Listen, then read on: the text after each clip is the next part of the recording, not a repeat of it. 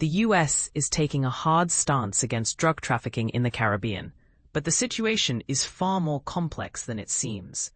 President Trump has announced that the survivors of a recent military strike on a suspected drug-carrying vessel will be repatriated to their home countries, Ecuador and Colombia.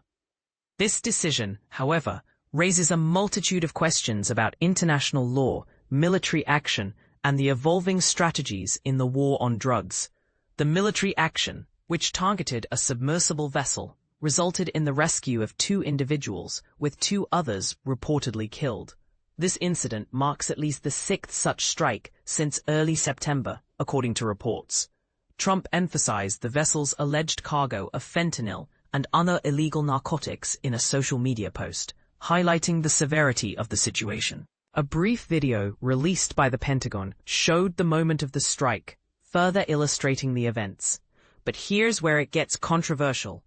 The repatriation of the survivors to their home countries for detention and prosecution is a key aspect of this story.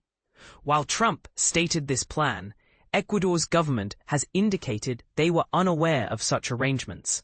Meanwhile, Colombia's government has yet to comment. This raises questions about the coordination and legal implications of these actions.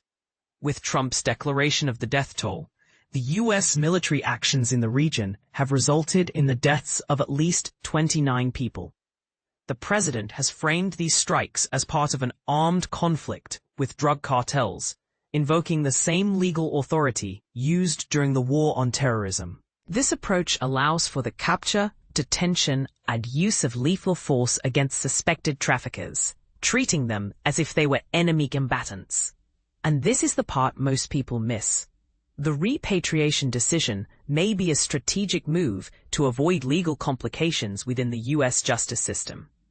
It could also sidestep potential legal challenges related to the detention of combatants in the global war on terrorism, as well as questions about the constitutionality of the current operation. Controversy comment hooks. Some legal scholars argue that Trump's use of military force against drug cartels, along with his authorization of covert actions in Venezuela, stretches the boundaries of international law. The situation is further complicated by reports of Venezuelan President Nicolas Maduro offering stakes in the country's oil and mineral wealth in exchange for relief from U.S. pressure.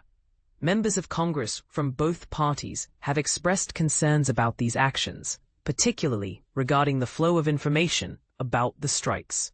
What do you think about the legal and ethical implications of these military actions? Do you believe this approach is effective in combating drug trafficking, or does it raise more questions than it answers? Share your thoughts in the comments below.